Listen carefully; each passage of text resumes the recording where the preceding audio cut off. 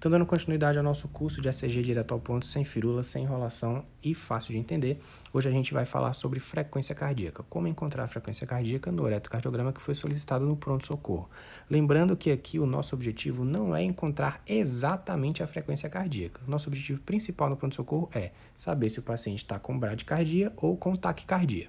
Então, levando em consideração os livros de semiologia, podemos definir bradicardia como aquelas frequências cardíacas menores do que 60 e taquicardia aquelas frequências cardíacas acima de 100. Mas é claro que no dia a dia a gente vê que existem algumas situações em que a gente pode extrapolar um pouco isso. Eu gosto de falar que a faixa de frequência boa aí seria entre 50 e 110 batimentos por minuto. Temos então dois métodos que são muito fáceis de se utilizar, e esse primeiro serve tanto para ritmos cardíacos regulares como para ritmos cardíacos irregulares. Como é que a gente vai fazer? Basicamente é contar quantos complexos QRS a gente tem nessa derivação de D2 longo e multiplicar isso por 6. Qual que é a lógica disso? Isso acontece porque o D2 longo, depois a gente vai falar numa aula separada sobre cada uma das derivações, mas o D2 você também vê que ele tem aqui em cima essa derivação mais curta, né? O D2 longo está aqui por um motivo. Esse motivo é qual? A gente ter mais tempo de observar o ritmo e assim identificar possíveis arritmias, bradicardias ou taquicardias. E esse tempo que ele demora para percorrer todo o traçado é um tempo de 10 segundos. Como a gente procura a frequência cardíaca em batimentos por minuto, tudo que a gente precisa fazer é transformar esses segundos em minutos.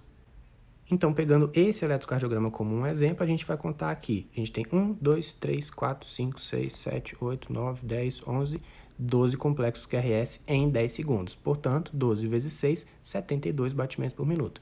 Esse é um método que não vai dar exatamente a frequência cardíaca, pode ter uma pequena variação, mas dá uma ideia muito boa para a gente. Já consegue mostrar se o paciente está bradicárdico ou taquicárdico. Já o segundo método, ele tem uma limitação, que ele não pode ser utilizado para ritmos cardíacos irregulares, ele é só para ritmos cardíacos regulares, mas ele também é bem fácil de se utilizar. A primeira coisa que a gente precisa fazer é decorar esses números que estão aqui em cima. Vocês vão entender por que esses números são importantes já já, mas antes vamos falar um pouco sobre a folha do traçado do eletrocardiograma.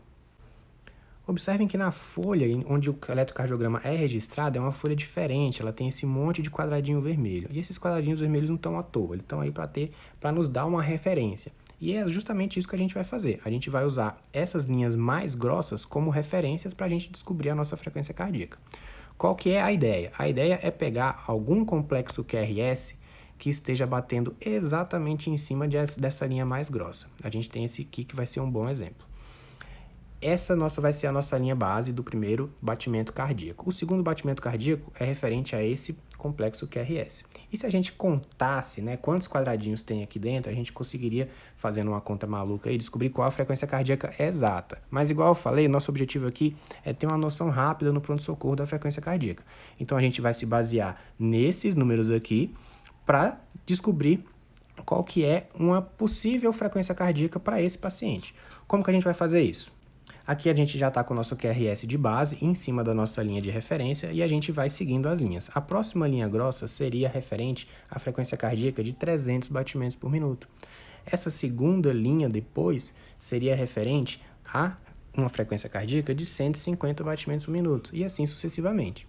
O que a gente precisa saber agora é aonde se encontra o nosso próximo complexo QRS. Ele está aqui entre as frequências de 75 e 60 batimentos.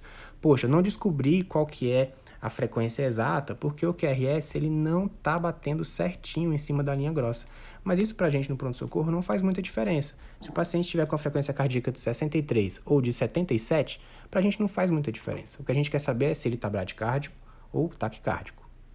Então, para finalizar, uma revisão bem rápida, os dois métodos. O primeiro, pegar o D2 longo, contar quantos complexos a gente tem aqui e multiplicar essa quantidade por 6. Assim a gente encontra a frequência cardíaca. O segundo método é a gente encontrar um QRS que esteja coincidente exatamente com a nossa linha de referência e checar o nosso próximo QRS, em qual faixa de frequências ele vai estar inserido.